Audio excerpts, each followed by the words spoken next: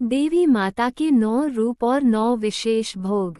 नवरात्र के 9 दिनों में आदि शक्ति दुर्गा के 9 रूपों का भी पूजन किया जाता है।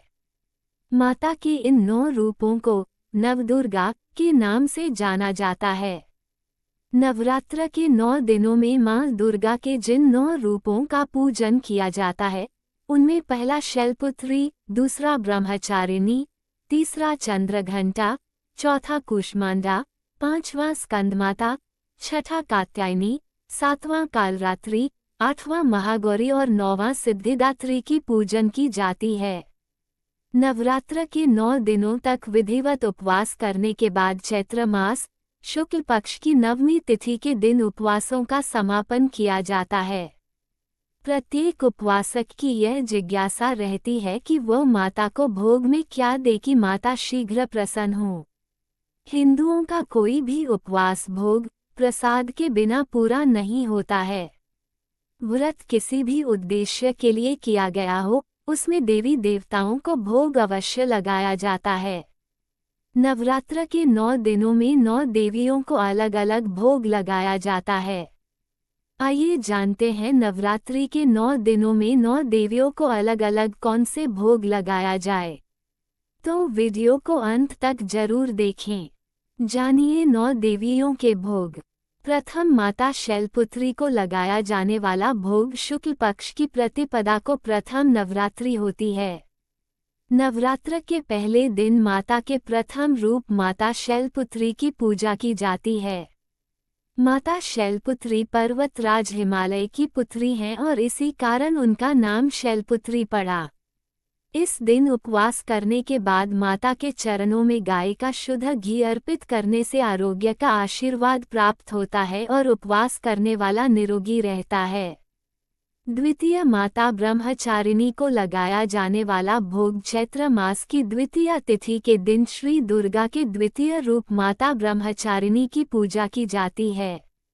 माता इस रूप में तपस्विनी स्वरूपा होती है। माता पार्वती ने भगवान शंकर को पति के रूप में पाने के लिए तपस्या साधना की थी, उसी रूप के कारण उनका नाम ब्रह्मचारिणी पड़ा। इस दिन माता ब्रह्मचारिणी को प्रसन्न करने के लिए उनको शक्कर का भोग लगाया जाता है। इस दिन माता को शक्कर का भोग लगाने से घर के सभी सदस्यों की आयु में बढ़ोतरी होती है।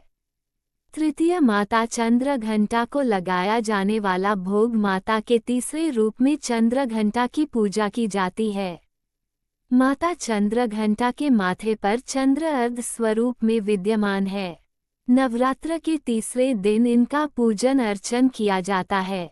माता चंद्रघंटा का पूजन करने से उपवासक की सभी मनोइच्छा स्वतः पूरी हो जाती है तथा वह सांसारिक कष्टों से मुक्ति पाता है। माता की पूजा करते समय उनको दूध या दूध से बनी मिठाई अथवा खीर का भोग लगाया जाता है। भोग लगाने के लिए एक थाल ब्राह्मण के लिए भी निकाली जाती है।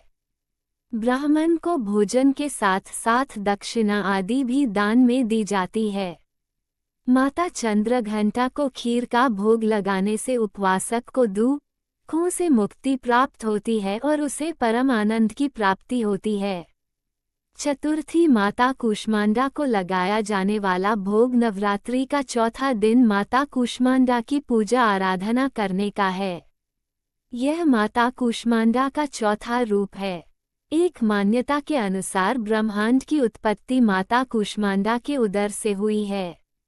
नवरात्रि के चौथे दिन इनकी पूजा आराधना की जाती है।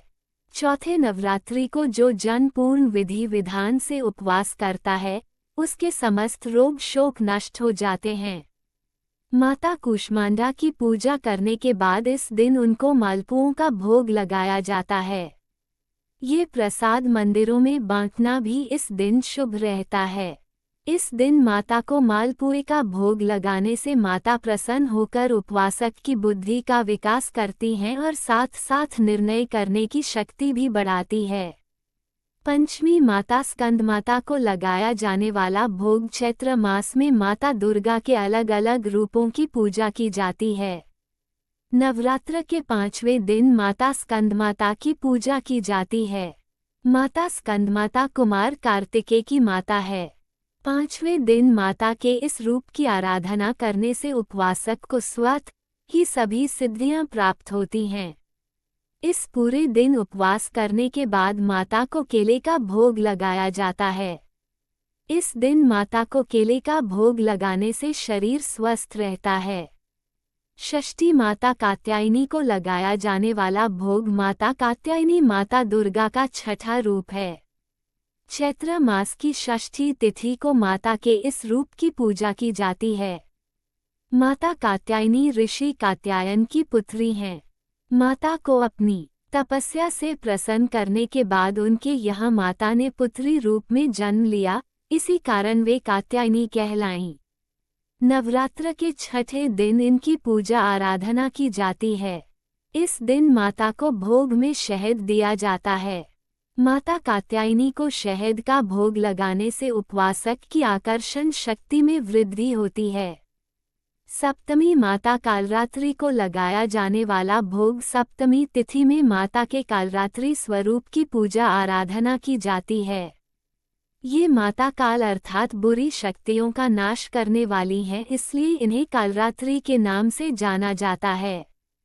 नवरात्र के 7वें दिन इनकी पूजा अर्चना की जाती है। इस दिन साधक को पूरे दिन का उपवास करने के बाद माता को गुड़ का भोग लगाया जाता है। इसी भोग की एक थाली भोजन सहित ब्राह्मण को दान दक्षिणा दी जाती है।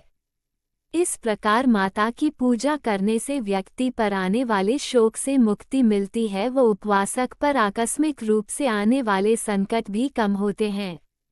अष्टमी माता महागौरी को लगाया जाने वाला भोग श्री दुर्गा अष्टमी के दिन माता के 8वें रूप महागौरी की पूजा की जाती है।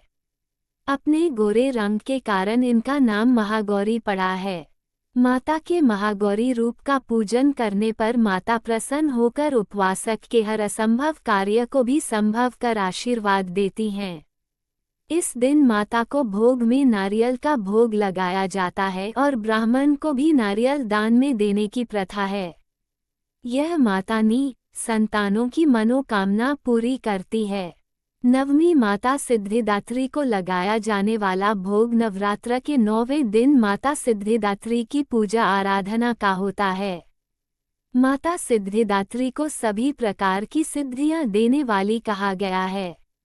नवरात्रि के 9वें दिन इनकी पूजा और आराधना की जाती है। इन्हें सिद्धियों की स्वामिनी भी कहा जाता है। नवमी तिथि का व्रत कर माता की पूजा आराधना करने के बाद माता को तिल का भोग लगाना इस दिन कल्याणकारी रहता है। यह उपवास व्यक्ति को मृत्यु के भय से राहत देता है और अनहोनी घटनाओं से बचाता है। अगर आप जानना चाहते हैं कि नवरात्रि के 9 दिनों में कौन से दिन किस रंग के वस्त्र पहनने चाहिए जिससे माता रानी की विशेष कृपा प्राप्त हो सके, तो ये सारी जानकारी आपको मेरे अगले वीडियो में मिल जाएगी।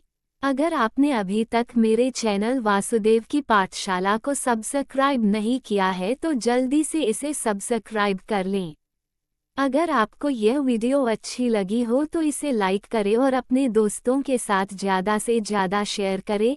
ऐसी ही रोचक कथाओं, व्रत कथाओं, धार्मिक कथाओं और आध्यात्मिक तथा पौराणिक कथाओं के लिए मेरे चैनल वासुदेव की पाठशाला को सब्सक्राइब करना न भूलें और कमेंट में जय माता दी जरूर लिखें। धन्यवाद।